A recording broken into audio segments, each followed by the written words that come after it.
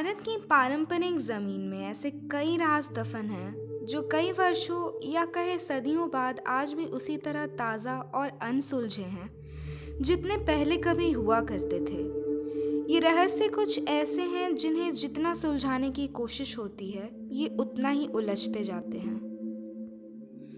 तो दोस्तों, ऐसा ही एक राज राजस्थान के जैसलमेर जिले के कुलधरा गांव में भी दफन है। यह गांव पिछले 170 सालों से वीरान पड़ा है। एक ऐसा गांव जो रात ही रात में वीरान हो गया और सदियों से लोग आज तक नहीं समझ पाए कि आखिर इस गांव के वीरान होने का राज क्या था। कुलधरा गांव के वीरान होने को लेकर एक अजीबोगरीब रहस्य है।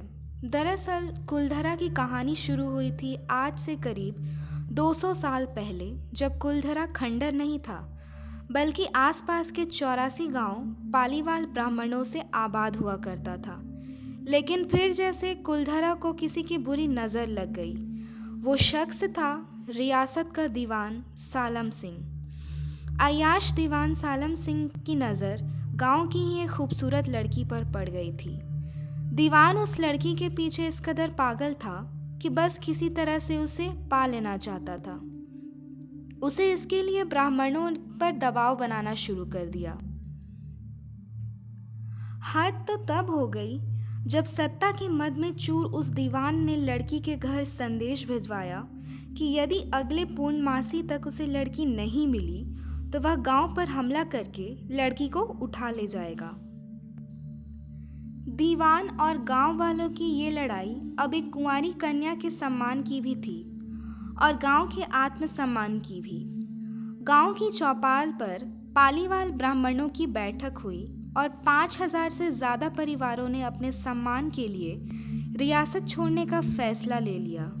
कहा जाता है कि निर्णय लेने के लिए सभी 84 गांव वाले एक मंदिर पर इकट्ठा हो गए और पंचायतों ने फैसला लिया कि कुछ भी हो जाए अपनी लड़की उस दीवान को नहीं देंगे।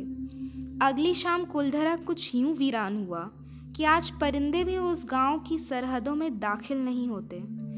कहते हैं गांव छोड़ते वक्त उन ब्राह्मणों ने उस जगह को श्राप दिया था।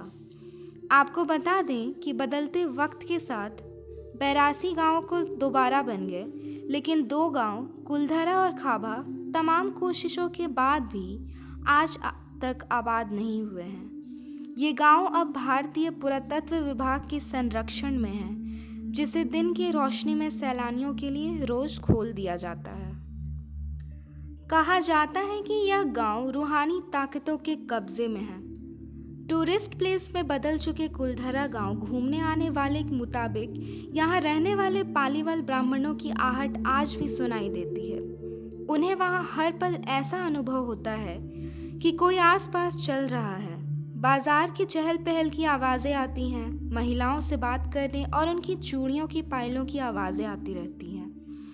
प्रशासन ने इस गांव की सरहद पर एक फाटक बनवा दिया है, जिसके पार दिन में तो सैलानी घूमने जाते रहते हैं, लेकिन रात में इस फाटक को पार करने की कोई हिम्मत नहीं करता। कुलधरा गांव में एक मंदिर है जो आज भी शाप से मुक्त है। एक बावड़ी भी है जो उस दौर में पीने के पानी का जरिया था। एक खामोश गलियारे में उतरती कुछ सीढ़ियाँ भी हैं। कहते हैं शाम ढलने के बाद अक्सर यहाँ कुछ आवाज़ें सुनाई देती हैं। लोग मानते हैं कि वो आवाज़ 18वीं सदी का वो दर्द है जिनसे पालीवाल ब्राह्मण गुजरे थे। गांव के कुछ मकान हैं, यहाँ रहस्यमयी परछाई अक्सर नज़रों के सामने आ जाती हैं। दिन की रोशनी में सब कुछ इतिहास की किसी कहानी जैसा लगता है, लेकिन शाम ढलते ही कुलधरा के दरवाजे बंद हो जाते हैं और दिखाई देता है रूहानी ताकतों का एक रहस्यमयी संसार। लोग कहते हैं कि रात के वक्त यहाँ जो भी आया वो हादसे का शिकार हो गया। मई 2013 में दिल्ली से भूत प्रेत व आत्माओं पर रिसर्च करने वाली पैरानॉर्मल सोसाइटी की टीम ने कुलधरा गांव में रात बिताई। टीम ने माना कि यहाँ कुछ न कुछ असामान्य ज़रूर है।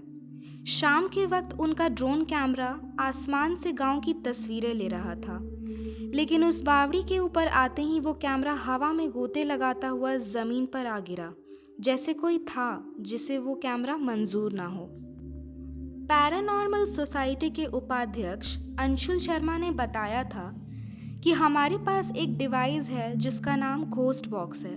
इस माध्यम से हम एक ऐसी जगहों पर रहने वाली आत्माओं से सवाल पूछते हैं। कुलधरा में भी ऐसा ही किया। जहाँ कुछ आवाज़ें आईं तो कहीं असामान्य रूप से आत्माओं ने अपने नाम भी बताए। 4 मई 2013 की रात्रि में जो टीम कुलधरा गई थी, उनकी गाड़ियों पर बच्चों के हाथों के निशान मिले। टीम के सदस्य जब कुलधरा गांव में घूमकर वापस लौटे तो उनकी गाड़ियों के कांच पर बच्चों के पंजे के निशान भी दिखाई दिए, जैसा कि कुलधरा गई टीम के सदस्यों ने मीडिया को बताया।